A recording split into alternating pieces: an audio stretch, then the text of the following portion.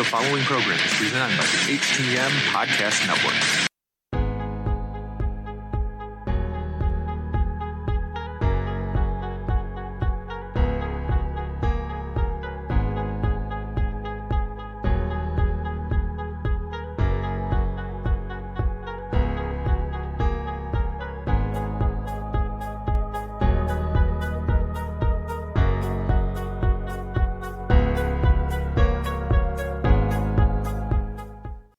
Welcome to another episode of Turnbuckle Talk in partnership with the Chairshot.com, presented by the Hitting the Marks Podcast Network and in association with IndiePW.com. Turnbuckle Talk is sponsored by CollaranElbowBrand.com, where you get 10% off when using promo code JKPodcast. Turnbuckle Talk is also partnered with Phoenix at FNXFit.com, where you get 15% off all your health supplements simply by using promo code TBTalkPod.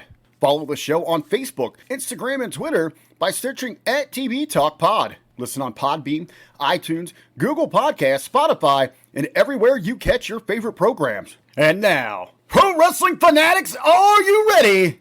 Here are your hosts, Mighty Joe Morin and Karl Karufel. Welcome, everybody, to another episode here. I am Karl Karufel with the curator of topics, Mighty Joe Morin, and welcome to Turnbuckle Talk. Yeah, man, it doesn't even feel like a week goes by anymore, and then we're already doing another episode. Like, it feels like the time goes by so friggin' quickly, and then we're doing another episode of Turnbuckle Talk, episode 216. They just... Right? Crazy when I think about it every time. But yeah, before we get into our wrestling discussion this week, Karl, I mean, what have you been up to this past week? Not much. I worked. That was about it.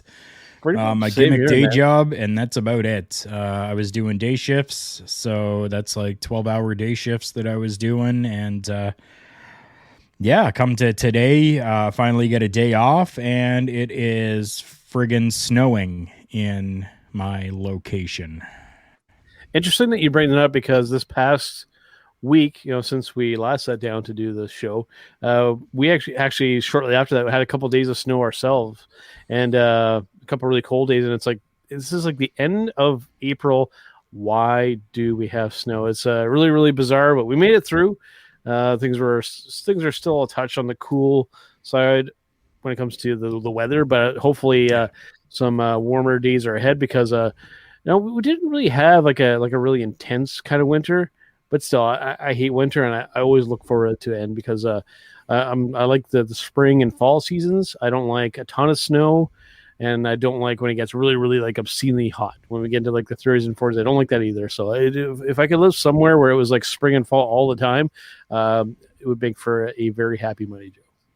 Well, for me here in this location, I'm looking at -5 degrees Celsius. For all of our American listeners, you're looking at 23 degrees is what it is right now in my studio location.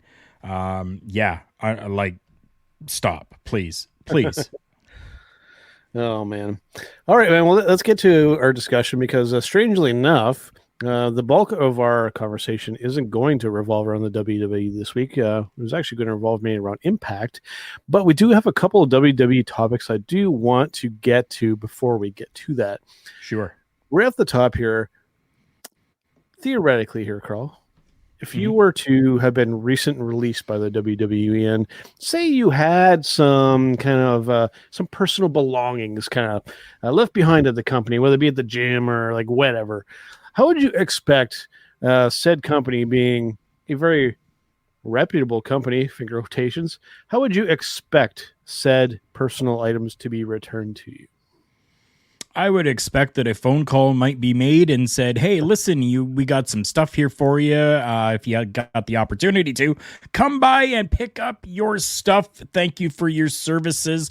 But if I was unable to make it there to pick up my stuff, I would expect, that maybe placed into a box and shipped out that way, because that's going to be the easiest way to send it out. Just put it all into a box. Nice, neat, carefully. Right? I mean, that's somebody else's belongings. So, yeah, Yeah. What about you? I would expect the same courtesy, especially if I spent a good amount of time at this particular company, to be treated with some respect even on the way out.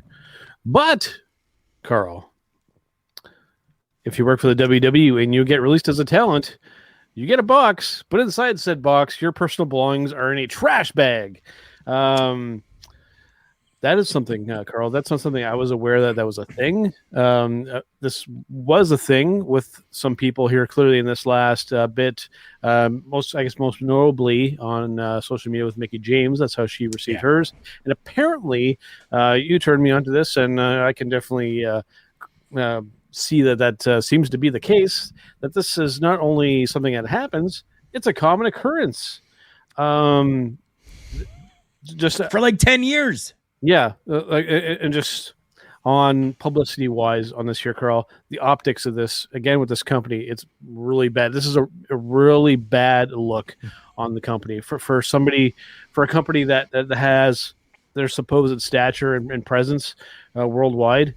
I mean, to do that to somebody that's invested the time in you, and then this is how you treat them on the way out. That leaves a bad taste in my mouth. And for any aspiring wrestler looking even at the WWE, it's got to leave a really bad taste in their mouth. Like, do I even want to go there at this point now? I mean, just like it's bad across the board. Thanks. Here's your shit.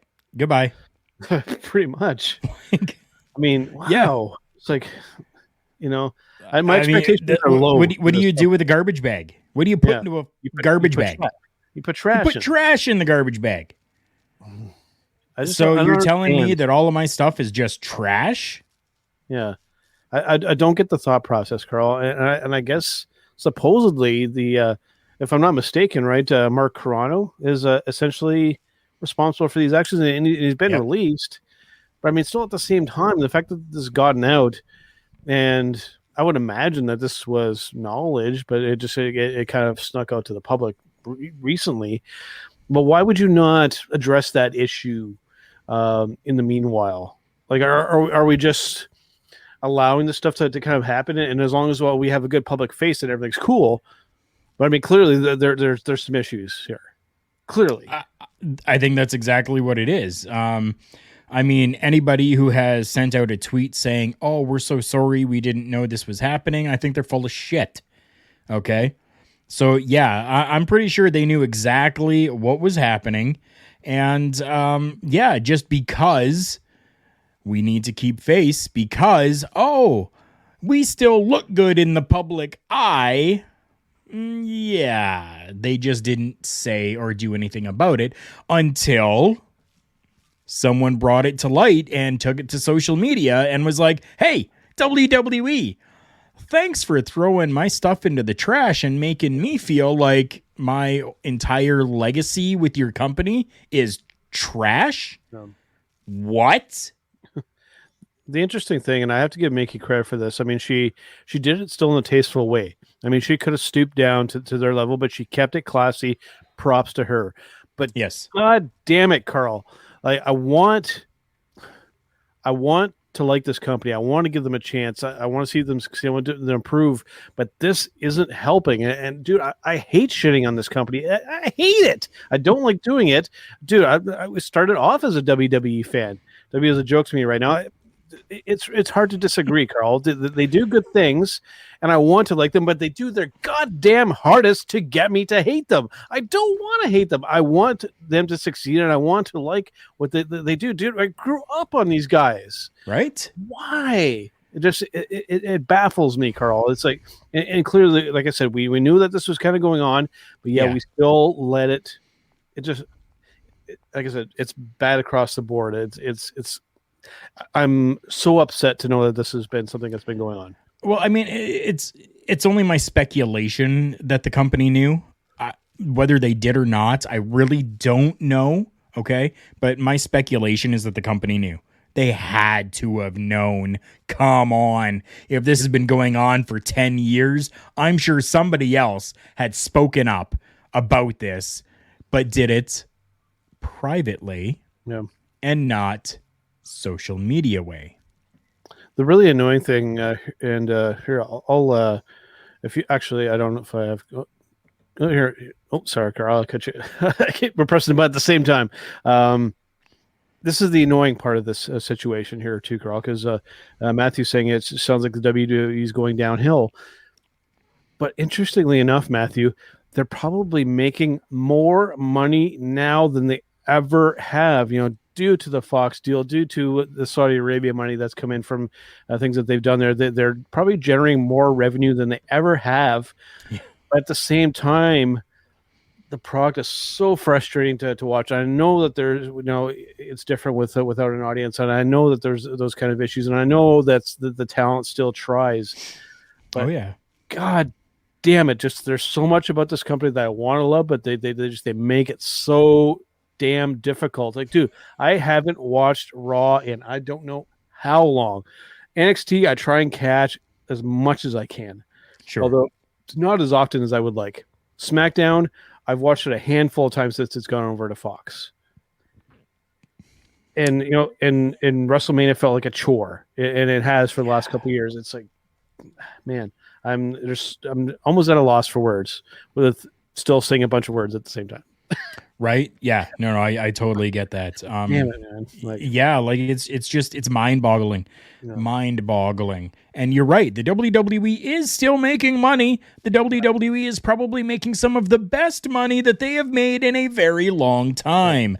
Why is that? Like you said, because of the Fox deal going on, because of Saudi Arabia, the deal that they have over there as well. And people during 2020 were quarantined to be at home. And what were they doing? Oh, yeah, I like that shirt. Add to cart. Oh, I like that. Add to cart. Oh, add to cart. Oh, add to cart. And $300 later, oh, put it on the credit card. We can pay it off whenever. And that's what was going on. So all of this money was coming in from revenue on sales because people were buying their shit. Yep. That's what was going on. Thankfully, at least, Karl, there's still quite a bit good in the bank. We've got all the WrestleMania content on the network and all this kind of stuff. Oh, but wait, we even managed to screw that up with the Peacock deal and not having all the content available right off the hop. We even managed to mess that up. And not only that, we're now also censoring the content, which we're messing with my favorite dude, Rowdy Piper, for him out of his stuff getting cut off the Peacock version of the network.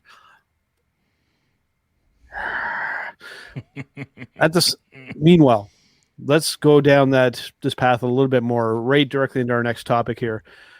Snoop Dogg, right, has done some stuff with the WWE in the past, has what you could call, I guess, a good relationship with the WWE. Sure. Yeah. Goes and does some stuff with WWE. Now WWE is all butthurt because Snoop Dogg has done some stuff with WWE. Karl, do you know because Snoop Dogg's done some stuff with AEW? AEW, that's what I meant to say. Yeah. I thought that's what I said. That's what I meant to say. Do you really think that Snoop gives a goddamn what the WWE or even AEW thinks about him? He's got so much money and so much other kind of stuff, and literally in the bank and figuratively in the bank. He doesn't give a goddamn about what the WWE thinks of him. No, not at all. What they freaking do, and he will probably say the exact same words. Probably. I think the only thing that would make a difference for him, pull back the curtain for those of you that still don't know, Sasha Banks and Snoop Dogg are cousins. Yep, they are family relation. So Sasha Banks being one of the top females within the WWE, I think that is about the only thing that I can see that would really sway Snoop Dogg for anything, right? The money, I don't think he really gives a damn about. Even though the WWE after this has offered him double the money that he was getting before from the WWE after him making an appearance on AEW. Honestly, I think Snoop Dogg is just a fan of professional wrestling and is going to go wherever he wants to be involved in professional wrestling. That's it. Yeah, I agree 100%. You might even see in some other places, MLW, these kind of places, championship wrestling from Hollywood. Like, I don't know exactly where Snoop lives, but I mean, Yeah, he could pretty much, and even outside of wrestling, I mean, Snoop just does what Snoop does. Yeah, right. Right. He's not going to be butthurt about this. It seems to be kind of news, I guess. So I'm bringing it up because it did tie somewhat into the WWE stuff we were just talking about. But it's more negativity and more just bad optics on the WWE side of things, of where they're just they hold a grudge, and this petty kind of stuff. It makes them look so bad. Again, just to reiterate my point, dude, I hate hating on this company, but I do it because I still want them to improve.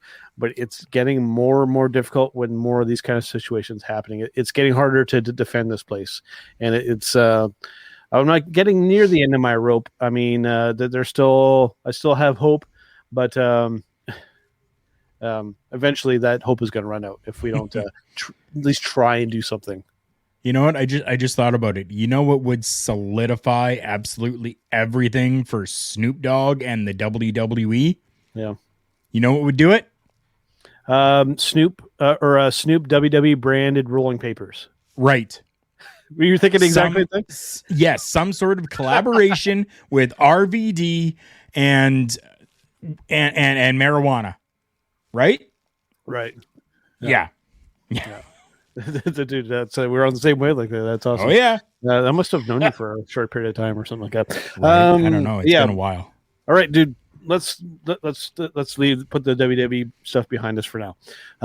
Let's actually talk about some Impact Wrestling. It's actually been a while since WWE. Go to bed. Yeah, go to bed. Okay. Impact Wrestling. Yeah. We just had a show on Sunday. Just kind of general thoughts before we get into some kind of the details. I don't want to necessarily go through like every single little detail on this because we've already spent close to 20 minutes on the WWE, but thoughts in general on the Impact Rebellion. Loved it. Yeah. Yeah. Yep. Yeah, I definitely did. I 100% did. I'm just throwing these out here super quick here, just so that we can get our amazing fans that continue to interact with us on a weekly basis. Love you guys. Thank you very much. Vince killing the WWE slowly. I do definitely agree with that. And WWE 2K22, hopefully, definitely might be good. Briefly, Mighty Joe, you got something quick, don't you? Briefly on Don's topic. Yeah. I don't want it to just shit or just criticize strictly on Vince, because while he is definitely at the root of the problem, or at least part of the root of the problem, it's the other personnel, the other executives as well, right? We can't all just purely throw this on Vince. The other executives, Hunter, everybody else, they all have a part to play in this, right? We can't just throw the one guy under the bus. But who has the final word? Yeah, Vince does have the final word. No, I understand that. So I think it's all Vince's fault, because Vince has that final word. True. I mean, if Vince, make that argument, yeah. Right? That's the only thing that I can think of. If Vince didn't want something to happen or go the way that someone else within management with the company was doing things, he would frickin' say so, and it would change, right? Yep. So yeah, at the end of the day, I think it's Vince himself. I'm still trying to find the silver lining whenever possible, but like I said, it's getting more difficult. Yes. Anyways, our friend Don again here. Our friend Don weighing in himself. Impact show was great. I agree 100%. I was very much so happy with this show. The entirety of the show I was stoked with. At some points, the edge of my seat going, holy shit, did that? Wow. Right. Okay, so I was happy with it. Joe, take it away. I would definitely agree. I don't have really too many issues with the show. I do think we're at the point, though, Karl. I mean, NXT is doing it to a certain extent. AEW is doing it to a certain extent. We need to at least attempt to have a handful of fans for these shows. We need to have some interactivity, because the dynamic still feels really weird to me. Other places like Ring of Honor and some of these other places have done the empty shows, I think, good, because they found ways to kind of work around the fans. Like with Ring of Honor, they talk a lot in the ring, so they've kind of embraced that kind of aspect. But with Impact, it's the dynamic still feels really strange to me. I think we need to try and, I'm not saying pump in fake crowd noise, because I definitely don't want to go down that path, because I don't like that approach, but we need to have a little bit of fan interaction and a little bit more noise coming from just outside of the ring. Did you watch that show with the volume muted? No, there were fans there.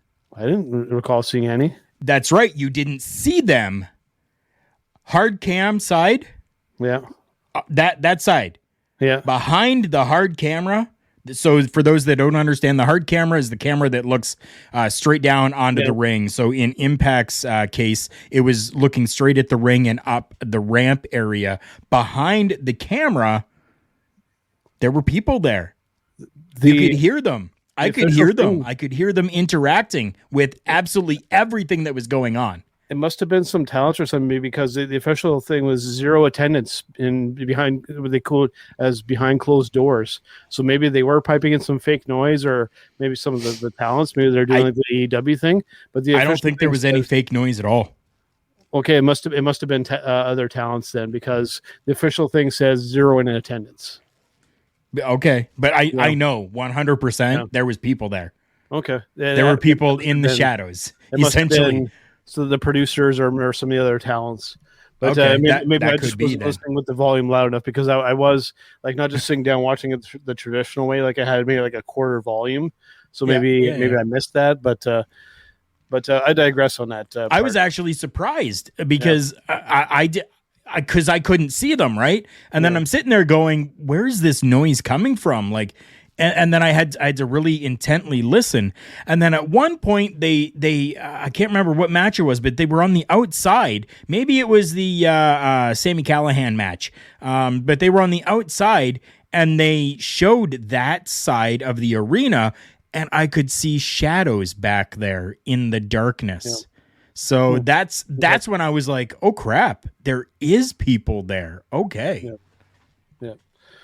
Oh, I'm glad at least that they had something, because it's dude, I know I'm beating a dead horse, but like the empty arena things, it's really not, it really never kind of grew on me. And it's always nice to see at least an attempt there. But let's start going through some of these matches here, Karl. First up for the X Division Championship, Josh Alexander versus Ace Austin versus TJP. Pretty damn good. It was definitely not what I would traditionally expect from an X Division match, but I mean, we moved past that. It's the X Division is different now. It's about the best way I can kind of put it. But glad to see that they actually put it on the Canadian Josh Alexander. That was pretty cool. It definitely was. This was a fantastic match. You got a mix of like kind of bigger guys, like Josh Alexander's a little bit of a bigger guy, right? Ace Austin is, he's a good sized guy as well, but like this action was just continuous. TJP as well, right? That guy is phenomenal inside of any ring that he's been in. It was just like nonstop action going on. Right? It was total non-stop action going on inside that Impact Wrestling ring. Dude, I was super happy with that. And Josh Alexander, Canadian, getting that win and that X Division Championship. Yes. Next up, we had an 8-man tag match with Chris Sabin, Eddie Edwards, James Storm, and Willie Mack versus Cody Deaner, Joe Doring, Rhino, and a debuting, they're calling him W. Morrissey, which for those who are aware, that's Cass formerly from WWE. Interesting. I thought that they did some cool stuff here. The debut. The only thing that I would say about it is that it's weird when you have a debut in this situation. I thought that he did a good job. In the way that it was booked. Spoiler alert, they actually won the match, and he actually got the pin. The only catch here, Karl, and you may not agree with me, and others may not agree with me. Maybe I'm alone in this island in this one, but just a debut like this and not knowing how the audience kind of feels about it, for me, just it falls a little flat because we just now. This has all happened. I thought that they did it the right way, but we don't know how anybody feels about it. That's the only catch. And again, it's just a product of the times that we live in. So, and a product of the times that we live in right now is all social media. So if you were to open up your Twitter machine, as Bully Ray would call it, open up your Twitter machine. I don't use Twitter, so maybe that's the you would see the fan reaction to everything that was happening. Open up Facebook, open up Instagram, open up Twitter, open up TikTok, open up whatever social media you've got. People were talking about it. Yeah, and if that's the case, then I'm glad. Twitter, I mean, Karl, I've never really gotten into Twitter. Social media is still pretty toxic, and I try to not get too deep into it because it can become a very dark place. Sure, yeah. But if that's the case, I hope that people enjoyed it, and I guess my only concern is that with just him and because we know at that show it was a seizure or some type of, it was an epileptic thing I think that happened, right? So just fingers crossed that's not something that's going to become like a common thing for him to happen, because I mean that's not something you want to see happen to somebody in the ring, especially like maybe if he's like in the middle of a move with another wrestler and then for something like that to happen. That's my only concern. Nothing against the man personally, and I thought that the debut, again, the way the match was booked, fantastic. Just my only concern is the health issue. So hopefully they've done their homework on this, and hopefully he's not going to be not only at risk for himself, but the other individuals that he has to work with. That's right. Right. So next up we had a couple of former WWE guys going at Brian Myers versus Matt Cardona. What did you think? I thought it was great. I mean, to see the interaction between the two of them, knowing what we've seen from them before, Kurt Hawkins and Zack Ryder of the WWE now facing each other inside the ring at Impact Wrestling, which is something that the WWE really didn't give us, but we were able to get it now in Impact Wrestling. And to know the history between the two of them and how they've grown up and come up in the business together, working as a tag team, to finally culminate in a matchup like this was absolutely gorgeous. I loved it. And spoiler alert, we're giving spoilers all throughout this show. Brian Myers coming up on top and beating Matt Cardona, which I didn't expect, to be honest with you. And the reason why I think that you didn't expect that, Karl, is the internet and social media may prove me wrong on this one, but I have a feeling that this was an on-the-fly thing, and I don't think that this was the original plan here, Karl, because there was a certain point in the match where I had the Psycho Sid moment when Cardona came down and looked like he was almost going to snap his leg. That looked like a legitimate... Yeah. That might be an actual injury. That looked really, really awkward the way he landed with his lower leg twisting like that and tweaking the knee like that. That looked like that hurt a lot. And hopefully he's okay. And I have a feeling that he was originally booked to win that match, and they did it on the fly audible there. You know what? It could very well be. I mean, the two of them had a 9-minute, 45-second matchup that, in my opinion, was pure silver. I won't say it was gold, but it was pure silver. It definitely was very good. They impressed me.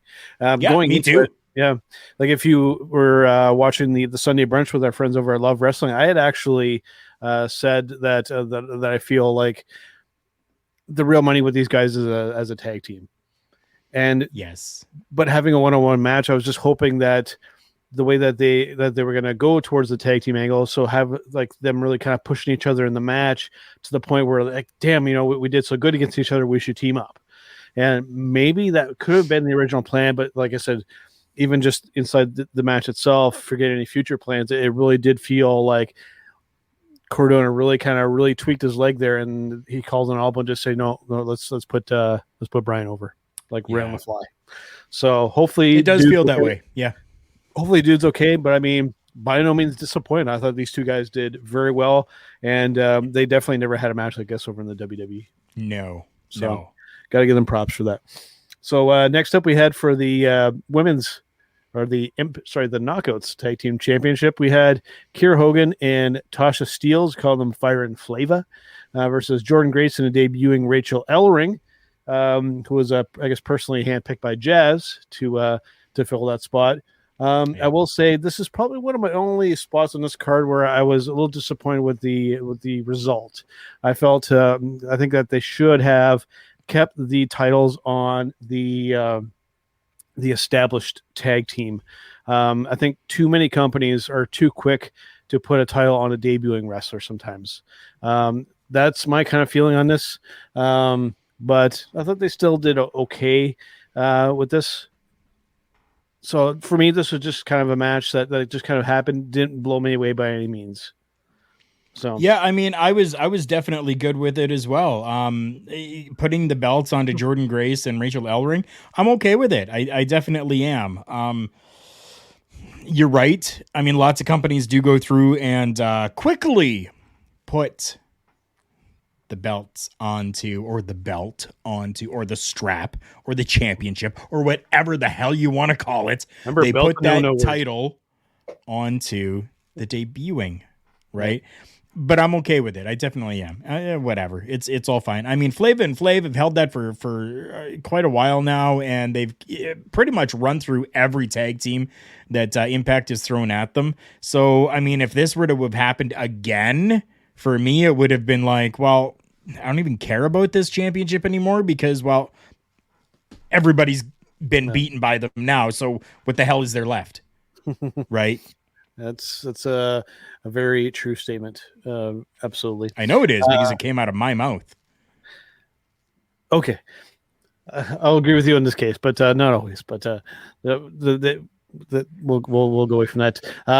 Last man standing match with Trey Miguel and Sami Callihan. Now, we had talked a little bit about this before we hit the record button here, Karl, that I feel like I have a bit of an unpopular opinion about this match. I love hardcore wrestling. I do. Sometimes it gets a little carried away. You know, a lot of the CZW stuff, like the skewers stuck into the forehead and that kind of stuff, that does the light tubes and the that kind of stuff does absolutely nothing for me. Now, for the most part, I thought these guys did really good. Sami Callihan is an excellent hardcore wrestler. Would you agree, Karl? Yes. He's an excellent hardcore wrestler. Yes. Trey Miguel is very inexperienced in this style of match. Yes. I think that's my first kind of sticking point. They did some really, really reckless stuff in this match here, Karl, that I felt was a little unnecessary, especially given that Trey hasn't had a lot of experience in this type of match. I know Sammy's a professional and he's not going to kill the guy, but there was one spot here, Karl, that legitimately had me like, there's a difference here. Like, there's holy shit moments when I'm watching wrestling, like, wow, I can't believe that happened. And then there's moments where I'm like, oh, no, don't do that. Don't do that. Like, legitimately, like, don't do that. Where there's that table sticking up and like the feet of the table are sticking up, and Sammy did like a power bomb Trey onto like in between.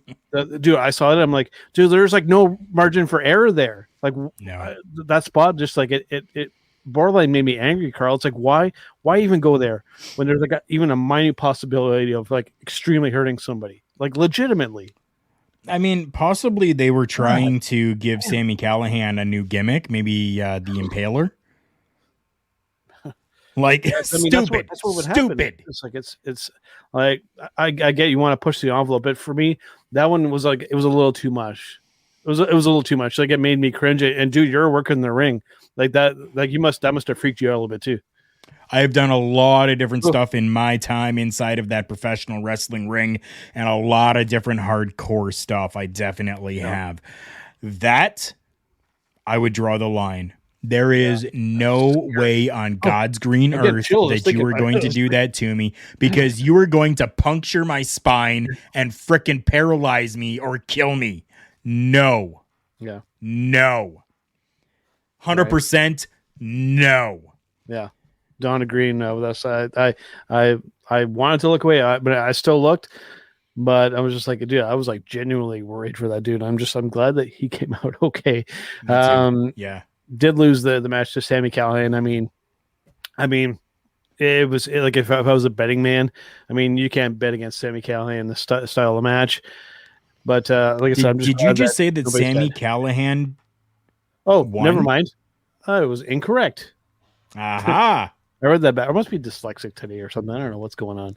But yeah, actually, Trey got the one up on him, which was a genuine surprise. So crazy. Like I said, this match was kind of crazy. And like I just said, I felt that they actually probably could have gone more extreme, but yet have been safe at the same time. But just that particular spot, it was not that it felt out of place. It just felt unnecessary. And I kind of understand, because that's something that really doesn't happen very often, is that spot, right? Mm-hmm. So you see a couple hardcore matches, you've pretty much seen everything from a hardcore match, right? Whether it's thumbtacks, whether it's barbed wire, whether it's flaming barbed wire 2x4s and exploding light tubes and tables and ladders and chairs and oh my, it doesn't matter. You've really seen pretty much everything from a hardcore match. So this was something definitely different. But stupid at the same time is how I would put it. Like, maybe I'm overstating this, but like, dude, I don't think even Mick Foley would do that spot. I don't know. I don't know Mick personally. Mick will do anything, and even him, I think he would have been like, "No, we're not doing that." I would look. Right? I would love to know Mick personally. Please. Yeah. All right, man. Let's go from that to the tag team championship match between Finn Juice, which of course is David Finlay and Juice Robinson, versus the Good Brothers. I've said it before. I'm not a big tag team wrestling guy. Sure. But when it comes to Finn Juice, when it comes to David Finlay and Juice Robinson, especially Juice Robinson, I'm a fan of the dude, and he highly entertained me during this match. I've never been a big Good Brothers fan either. I know there are people that really, really dig the Good Brothers, and I'm a Bullet Club fan. I just never really kind of gravitated to those two guys. I like Karl Anderson. I wish that he would have actually gotten a big singles push, like anywhere that he's gone. But Juice Robinson, if Juice is in a match, I'm watching and I'm always entertained. Juice is an excellent entertainer when it comes to professional wrestling. He makes it look really flashy, entertaining, but he has the technical ability as well. He's got the whole package. Yeah. And it was definitely somebody that was definitely not utilized properly during his WWE time. And since going over to New Japan, has excelled over there and has definitely carried over to Impact as well. Oh, definitely. I mean, 10 minutes and 35 seconds is all that this matchup was, but it honestly felt longer. It felt like a 22-minute tag team match. Yeah. I absolutely loved it. Our friend Don saying it kept me on the edge of my seat. Loved it. I would have to agree. It definitely was one of those on the edge of the seat type of matches. It was. Yep. And if you're like me too, if you enjoyed Juice's performance, go look in the New Japan archives and find some of his, some of the New Japan Cup and some G1 stuff that he's done. Dude, he's fantastic. Yes. And he's even a good promo too to boot. So. Oh yeah. So go check that out. Next up, we had what I'll actually call my match of the night here, Karl. We had the women's match, the Impact Knockouts Championship match with the defending champion Deonna Purrazzo versus Tenille Dashwood. Again, if you guys were watching on the Sunday brunch over at Love Wrestling, I had actually picked Tenille to win this championship because I felt that in the way I worded it on the show, and I seem to have gotten a lot of praise for this line of saying it this way, is that I would have really liked to have seen them put the title on Tenille, not because she deserved it, because the word deserve implies entitlement. I really felt that she earned not only a title opportunity, but to actually have that championship. And unfortunately, she came up short, but they put on a hell of a match. But I really wish that they would have actually put the title on her. I agree. Definitely, yeah. I agree. The matchup was freaking amazing. I loved it. I loved the entire matchup. I loved just all the interaction with everyone that was in there. Caleb Connolly as well. Caleb, I've been a fan of Caleb Connolly for a while. or Caleb with a K. Yeah. No, I'm sorry. But I agree. I think that they should have put it onto Tennille. But I mean, Peraza is doing some pretty damn good stuff with that championship right now, though. So I'm not overly pissed off about it. I'm okay with it. And if we're gonna continue this feud and get more matches like this that we saw, I'm okay with that. And then let's have a little bit of a back and forth between the two of them. Let's have, Tennille win it. And then, like 4 or 5 months later, Peraza get it back again. And then let's continue it on. This could be a year-long feud that goes on with a couple of title changes between the two of them. I would be happy with it. I would be. For sure. So next up here, Karl, we had for the Impact World Championship and the AEW World Championship between Kenny Omega and Rich Swann. I will say, even before getting to the actual match here, Karl, I thought that I really can't speak for the Impact side of things because I don't watch a lot of Impact Wrestling in full transparency. Sure. With the AEW side of this, they have done a piss poor job in promoting this as this kind of crossover thing. AEW barely mentioned it on their program at all, which I thought was really, really odd. No Impact personnel appearing on AEW with the exception of, I guess, the Good Brothers and Don Callis, but so many good opportunities there for guys like Trey and some of these guys to kind of cross over to AEW. They just, I guess, choosing not to do this, or maybe they're just delaying that. I'm not really sure exactly what the deal is there, but for a what should have been a big time championship match here, Karl, it was very poorly promoted and advertised. I agree. Yeah. It was. You're right. So could they have done better with that? Yeah, sure. A lot better. And one thing with the match, opinion aside about Kenny Omega, right? From our last episode, you guys know my opinion on Kenny right now and Karl's opinion. I'm actually looking more towards Rich Swann in this here, Karl. I thought Rich really looked sloppy in this match. There was a lot of botches. You could tell like he was trying to hang with Kenny there, but I don't know if maybe just the two guys didn't work with each other all that much to prepare for this. There were some good stuff here, legitimately. I will give them some credit, but there was a fair amount of like missed little spots. I was like, ooh, that looked kind of weird. Okay, no, that didn't quite go as planned. I found myself picking it apart a little bit, but I thought, overall they did okay, but just the whole thing felt kind of predictable and anticlimactic at the same time, just not as big of a deal as it kind of should have been.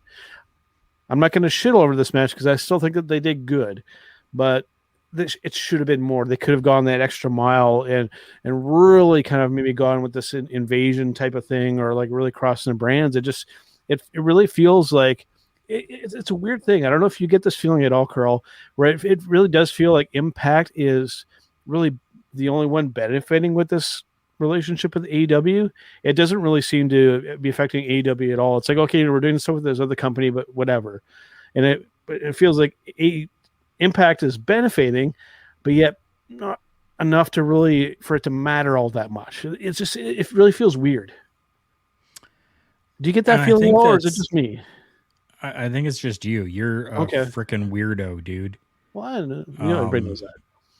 Yeah. No, I think that it's just a for now type of situation. Once fans come back into attendance, then I think we'll have a better feel. Screw the fans. I don't give a shit about talking about the fans. I don't think that that's going to make any difference. I don't. I think what's going to make a difference in this entire thing is now Kenny Omega has that Impact Unified World Championship, and now we're going to be able to see Kenny Omega on AEW with both of those championships, and now we're going to start to see the intermingling of workers from both companies starting to cross over, right? We needed that. So we had Kenny Omega that was over doing absolutely nothing but cutting promos essentially in Impact Wrestling until this matchup really happened. Now he's won this matchup, has that unified Impact Wrestling Championship as well as the AEW Championship. Now, because he has both of those, we're going to start seeing the back and forth happening. That's what it needed to take for an actual intermingling of workers between both companies to happen, because we didn't have really any AEW stars coming over and doing anything on Impact. We didn't have Impact stars going over and doing anything on AEW, right?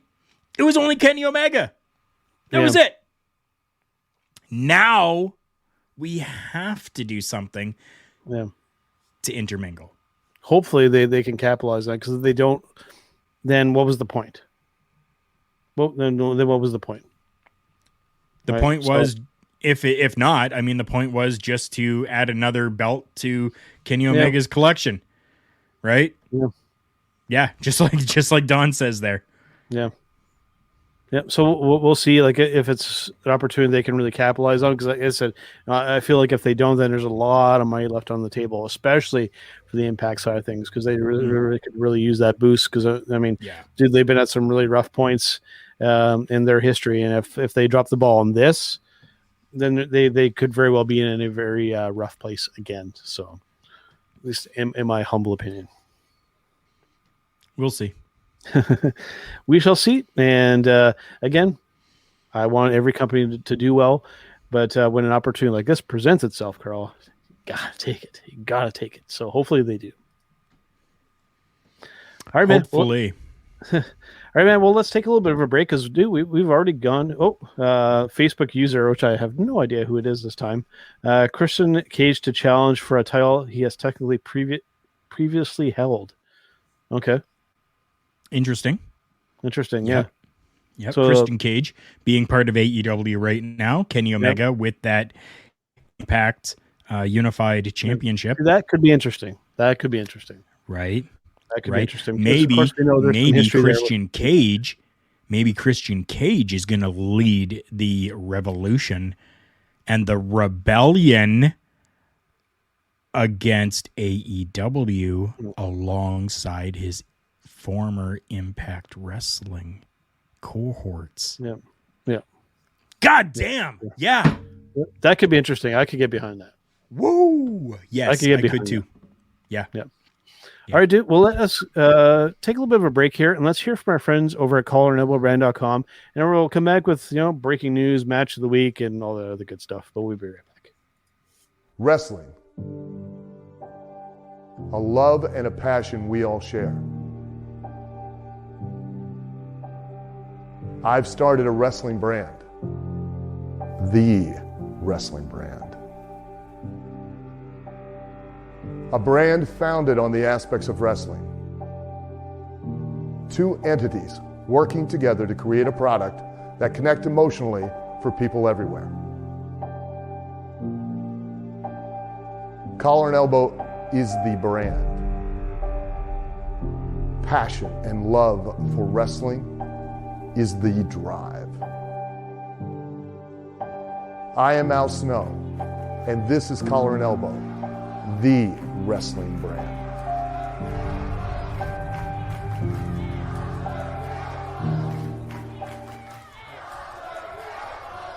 The dictionary defines hero as a person who is admired or idealized for courage, outstanding achievements, or noble qualities. Being a hero in life is far more than words printed on a page. It takes an unwavering code, a compass that points true north, always. And in times like these, it takes sacrifice. Hero shouldn't be a word defined by a dictionary. It's a word that should be defined by the best of us.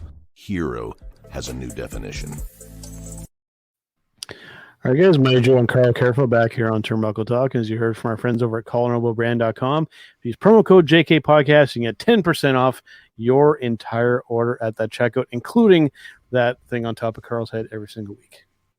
That's right. And included, I'm even wearing the Collar and Elbow branded Heather Gray is what this one is called. So I'm just going to I'm going to call something out here super quick, okay? Dan, So you messaged me. All right. So Facebook user is our good friend, Dan Harisic. Yay! Awesome guy. Another great, amazing fan of professional wrestling who has worked inside the ring with me a little bit as well and knows his stuff with professional wrestling. He says he doesn't know why it's showing up as Facebook user and not his name. Well, I can tell you that's because you are probably watching on the Facebook group and not the Facebook page.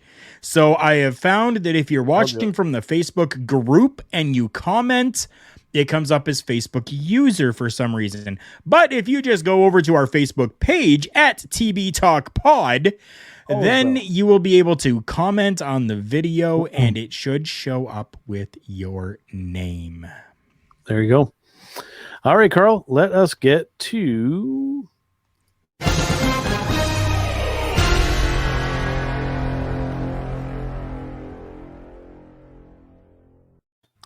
All right, so the main thing that I want to bring up for breaking news here is some interesting stuff. We had speculated last week, and we'll be going with Samoa Joe and these released superstars. Well, we got a little bit of a tease during the Impact show here with their advertisement for Slammiversary. They had a little video package that included the likes of Samoa Joe, Chelsea Green, and Mickie James. Interesting. I honestly believe that this is just a knife that's being dug and twisted a little bit. I think that's all that this is, to be honest with you. Do I believe that we're actually going to see them at Slammiversary? No, I do not. But it was very interesting that even the clips were very quick. Quick shots of each one of those names that you mentioned, but they were caught by absolutely everybody, and there is a buzz surrounding those names, so we'll have to wait and see, but I don't think that it really was. I think that it was more just a package showing competitors that have worked inside Impact before, and especially because it's Slammiversary. Slammiversary is their big pay-per-view of the year. I think that's maybe about the only reason. And they may have figured, hey, they're not under contract anymore. We can show them on our television screens. I don't know, though. I don't know. What do you think, Joe? So you don't think we see any of those three there? No. I think that we'd mentioned with Samoa Joe, I think that Joe's going to go to Ring of Honor. Okay. And I think Mickie James will very, very likely, maybe do a one-off with Impact Wrestling, maybe, but her destination will be the NWA because Nick is there. She is at that point in her career where I think that is likely going to be the best angle for her. I think it's Chelsea Green that actually shows up at Slammiversary, and I would love it to be that the hot mess character. I would be highly entertained by that. You know what? Well, Chelsea Green, said, yeah. Chelsea Green and Matt Cardona are a couple. It's common knowledge. Yep. Right now, okay. So this hot mess character, if this is what they're going to do, if they are going to have Chelsea Green as the hot mess at Slammiversary, okay, they need to start building and promoting that right now. Yeah. They have to. Yeah. And do you know who I want to see her have a matchup with? Tennille Dashwood. No. One of my absolute favorites from Impact Wrestling, a returning fellow Canadian, Taylor Wilde. My God. Yeah, that could you imagine? Yeah. I would lose my shit and be so happy to see Taylor Wilde against Chelsea Green at Slammiversary. Somebody, Scott D'Amour, I'm sure you listen to this program. Make it happen. Sure, yeah. Another couple additions too, also included in that promo too. We actually saw Keiji Muto in there as well as Okada Naito as well. So interesting. Again, yes, interesting. We know I believe Naito may have done a little bit of Impact stuff, but Okada definitely, spent some time there with Mr. Vince Russo, who, as I've stated before, Okada actually gives Russo a lot of high praise with helping him to learn the television style of professional wrestling and how to really work that camera. So for those who like to just constantly shit on Mr. Vince Russo, he has actually done a fair amount of good in this business, along with some bad, but who hasn't? Yeah, exactly. What, you got anything for breaking news this week here, Karl? I actually do not this week. I mean, everything really that we've talked about has been pretty much breaking news throughout this entire episode, really. Pretty much, yeah. So I don't have anything this week. Yeah, sorry. No need to apologize. We did hit on some good stuff there. So next up, we have our match of the week.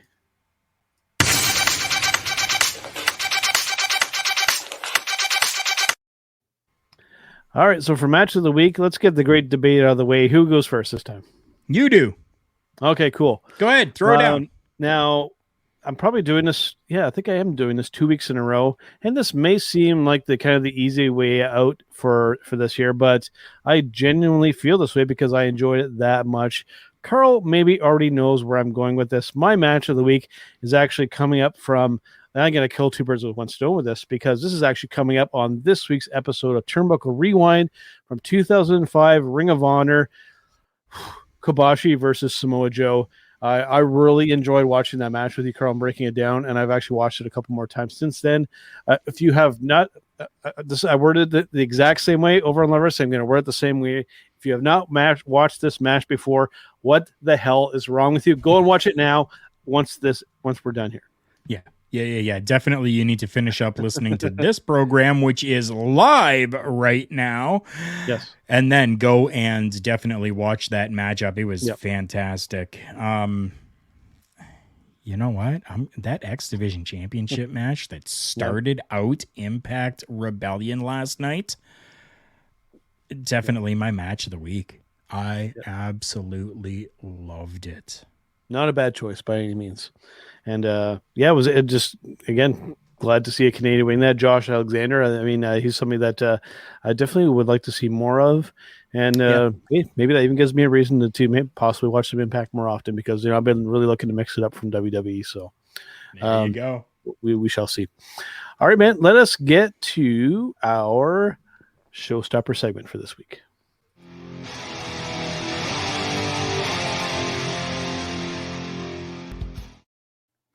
All right, so for our Showstopper segment this week here, Karl, given the intro that I just played for our Showstopper segment, I almost feel like it's a little bit of a spoiler from my pick. So you know what? I'm actually going to throw this over to you first on this one. But first, I better tell everybody what the topic is so they know what the hell we're talking about. But this is actually, and I don't know you follow him on Facebook, and Jargo does his top 10 random kind of thoughts for each day. And this is one of his, I believe, from either yesterday or the day before, where he was talking about greatest wrestling factions of all time, Karl. Go ahead. Today. Yeah, it was actually from today's. Yeah. So I wanted to just go back and forth with the two of us here to give our picks for greatest wrestling faction of all time. There's a lot of competition with this here, Karl. And so I'm interested to see what you're going to pick. I'd actually like to know what yours is first. And I mean, like greatest of all time. Oh, wow. That's what I mean, just, I don't know. Everything about the NWO, I was all about the black and white. When the black and red came around, I mean, I was kind of, but I was still black and white all the way through. The LWO, whatever. The BWO, whatever. The black and white, though, for me, like, I mean, you got to figure here, the starting of the NWO was so revolutionary within WCW, and then just everything that built from that, and them having pay-per-views that were NWO branded pay-per-views. Yeah, 100%. I believe at this time. Now, I mean, there is somebody that's making a really good run for all of this. There definitely is. And I'm sure we're going to talk about that in a few moments. But for me, NWO, black and white, OG, that's me. For what me, about you? For me, when it comes to greatest wrestling factions of all time, I have a visual aid with me here, and I'll just slowly raise it into frame, and it really says it all for me. Is the Bullet Club. For the sole reason, Karl, well, there's a couple reasons. Recently, I mean, there are very few things that have genuinely crossed over from their culture than the Bullet Club. We saw, I don't mean some people, we saw a lot of people rocking these shirts, and a lot of them weren't probably even necessarily wrestling fans. That's a big deal.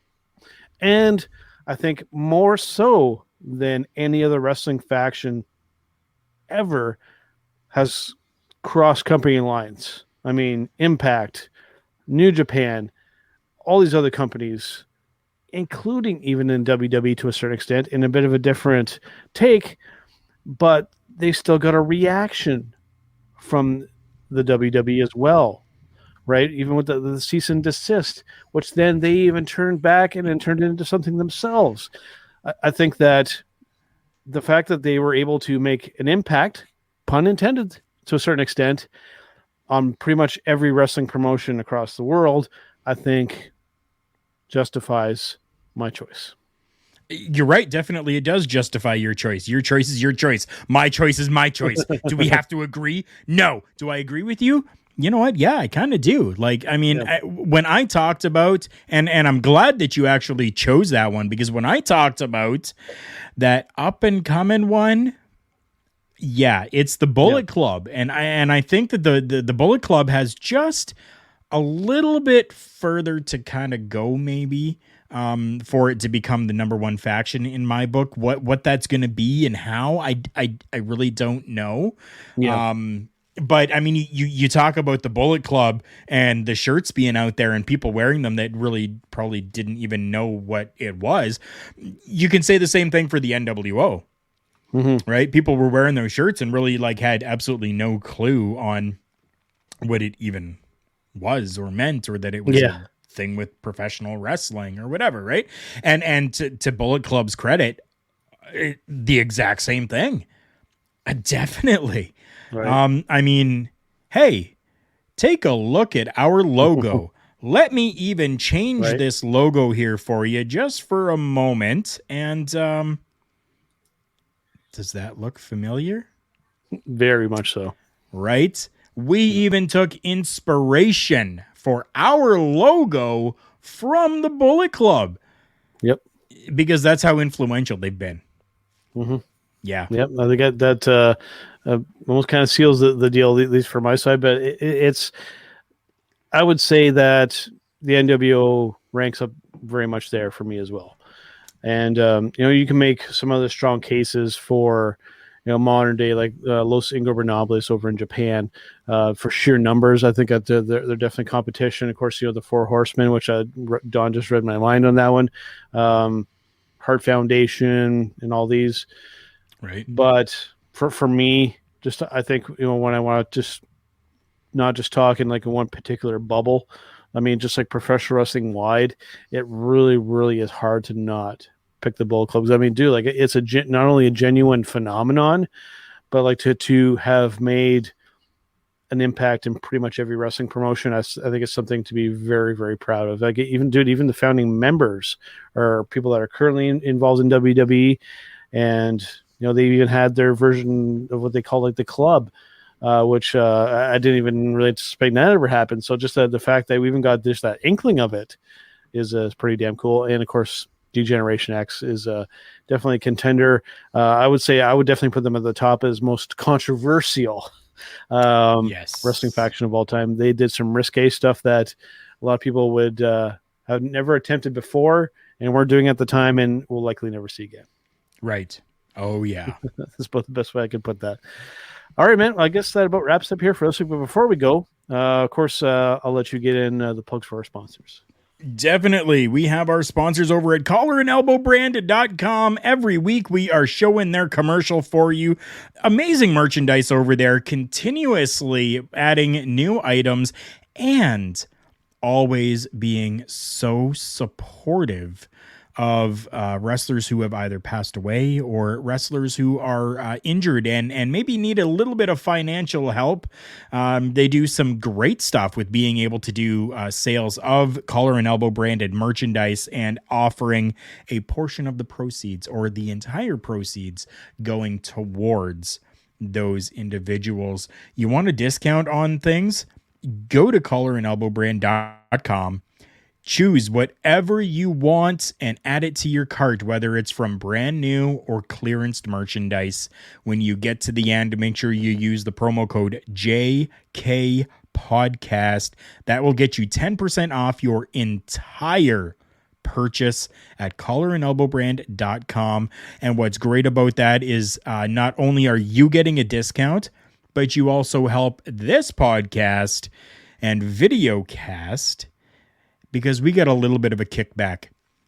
I guarantee you it's not like we're making millions of dollars off of everybody that purchases there, but we're making enough to sustain StreamYard, right? And that's fantastic. And that's really all we want. And we're happy with that. So continue to go and find that merchandise at collarandelbowbrand.com. If you like discounts and you're looking for supplements, we got something for you there as well. If you go and check out our friends over at Phoenix at fnxfit.com, go there, get your supplements, whether it's protein powder, cricket powder, super greens, restart, good night stuff that you need, maybe some pills for testosterone help in building, whatever you need, go and take a look. They got merch over there as well. So if you're looking for some workout gear, you can definitely go there as well. And use promo code TBTalkPod, and you're going to get a sweet 15% off your entire purchase. I mean, amazing stuff over there. I have used the super greens. I absolutely love the super greens that they have over there. Go and check them out. fnxfit.com. Use that promo code TBTalkPod for your 15% off.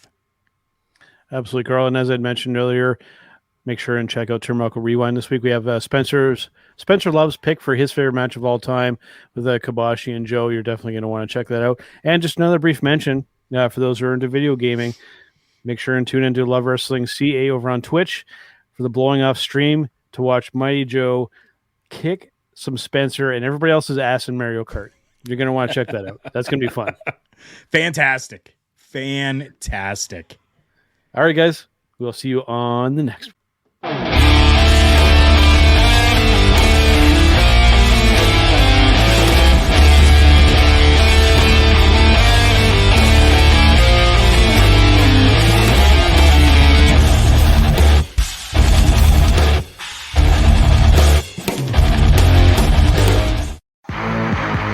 It's me. It's an Armin B2B. As you can tell in the background, we are out celebrating. That is what we do here at hittingthemarks.com. And I invite everyone to continue to tune in to Turnbuckle Talk, but check out all of our other shows. We have weekly content, especially lit up by the flagship show. You can find that all at hittingthemarks.com. Run.